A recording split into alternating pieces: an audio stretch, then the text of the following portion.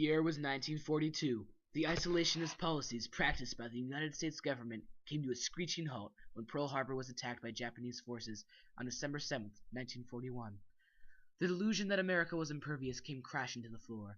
People feared Japan would attack or even invade the U.S. mainland. At the same time, people feared Japanese immigrants would aid Japanese troops. In these times of crisis, fear and ignorance grew rampant and gave way to hate and prejudice. During World War II, the U.S. government relocated 120,000 Japanese Americans from their homes on the Pacific coast because they feared they could aid the Japanese in sabotage. Thousands of people were detained in internment camps.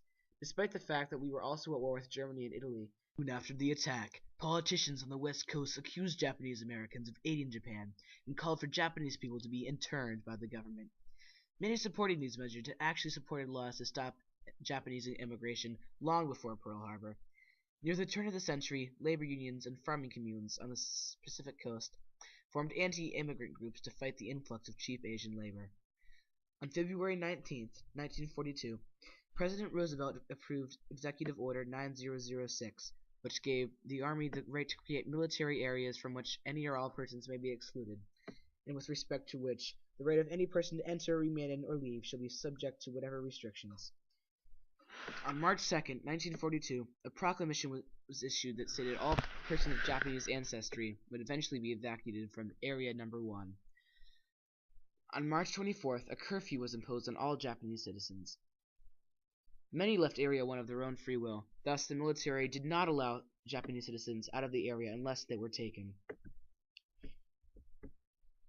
With Executive Orders 9095 and 9102, Roosevelt brought forth the Office of Alien Property Custodian, which was given the authority to seize the property of foreigners, and the War Relocation Authority, which was given authority over the internment and movement of Japanese Americans. Milton Eisenhower, brother of future President Dwight Eisenhower, was chosen to lead these organizations. On May 3, 1942, all persons of Japanese ancestry in the military areas were ordered to report to certain areas, bringing with only them the belongings they could carry. From these assembly areas, they were taken to the WRA's internment camps. 10 internment camps were created across the western and central U.S. The most famous of them all was the Manzanar War Relocation Center in California, which at one point sustained more than 10,000 Japanese Americans. Most camps consisted of crude wooden houses with tar roofs and communal bathrooms. Families lived together in a single room, and individuals shared rooms with other individuals. The camps also had makeshift schools for the thousands of detained children. With the help of the ACLU, some attorneys challenged a charge which detained them. 4 cases reached to the U.S. Supreme Court.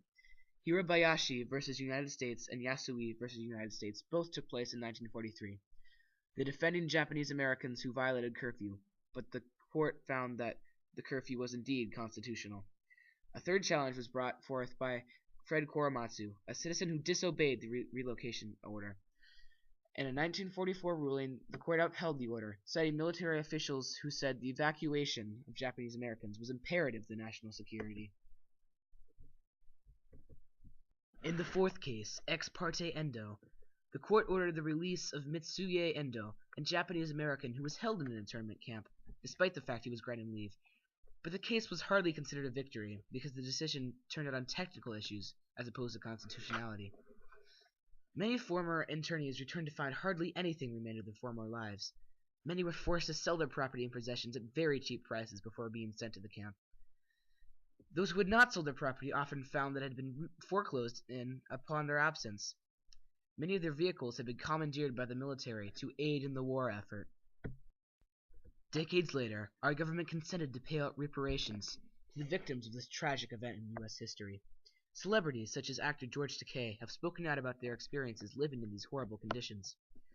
Hopefully, we can keep these awful events in the past and stop anything like them from ever happening again.